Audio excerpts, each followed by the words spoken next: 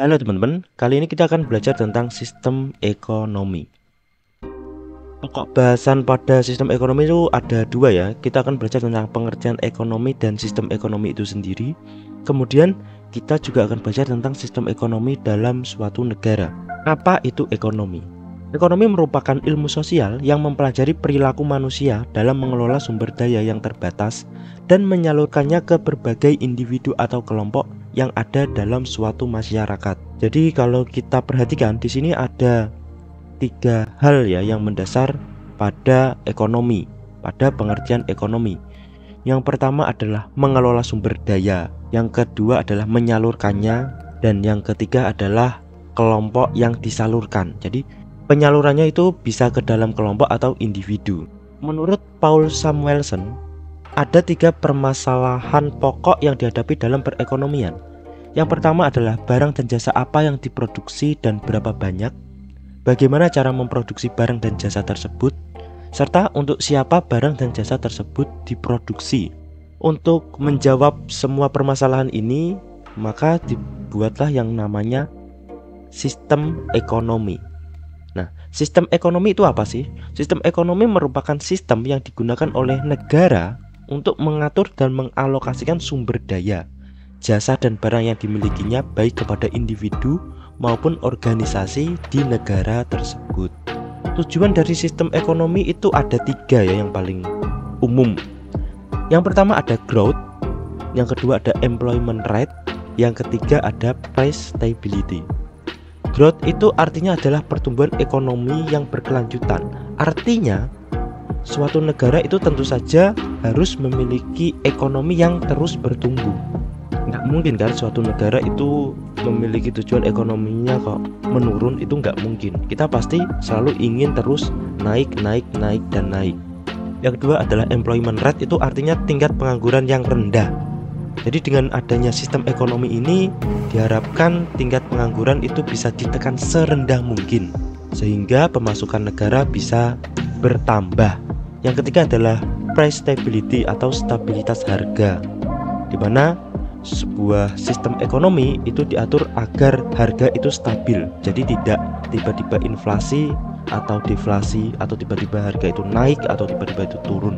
Indikator kesehatan ekonomi itu ada 7 ya teman-teman, ditambah dari tujuan sistem ekonomi tadi ya, dari pertumbuhan ekonomi, tingkat pengangguran, stabilitas harga, pendapatan per kapita, inflasi, defisit anggaran, serta neraca perdagangan.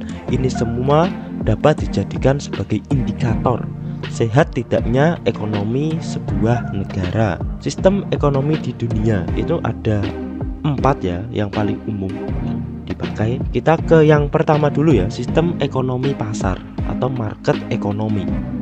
Ini merupakan sistem ekonomi yang didasarkan pada hasil interaksi antara permintaan dan penawaran dengan campur tangan pemerintah yang seminim mungkin. Jadi sistem ekonomi ini ya diatur dari permintaan dan penawaran atau kerja pasar.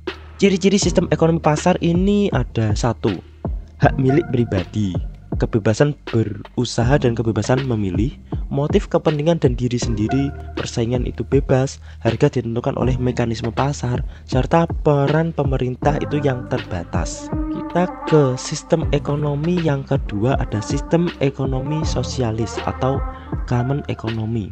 Merupakan sistem di mana pemerintah pusat membuat semua keputusan ekonomi serta mengendalikan seluruh aspek kegiatan ekonomi, termasuk menetapkan tujuan produksi dan menentukan harga.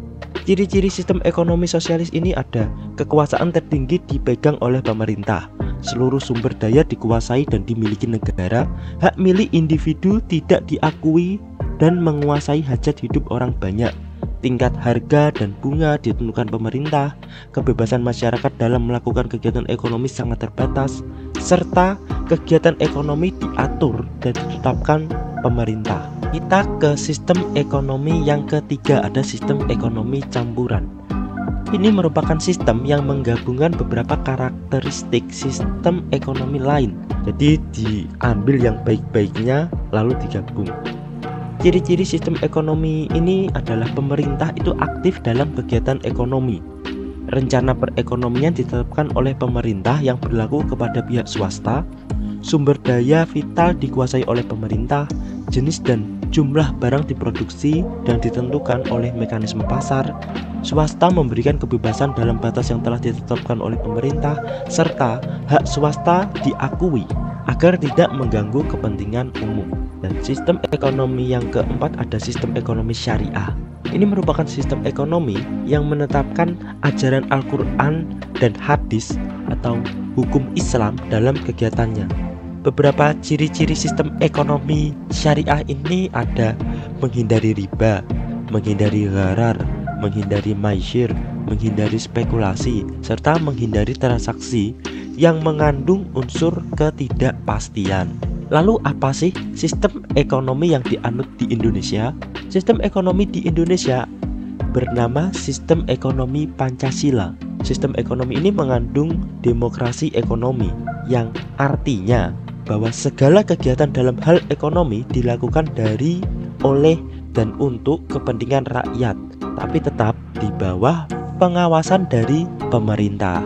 Kelebihan sistem ekonomi Pancasila ini yang pertama adalah hak milik perorangan diakui dan pemanfaatannya tidak bertentangan dengan kepentingan masyarakat. Yang kedua, potensi, inisiatif, dan kreasi masing-masing warga negara kembangkan sepenuhnya selama tidak merugikan bagi kepentingan umum.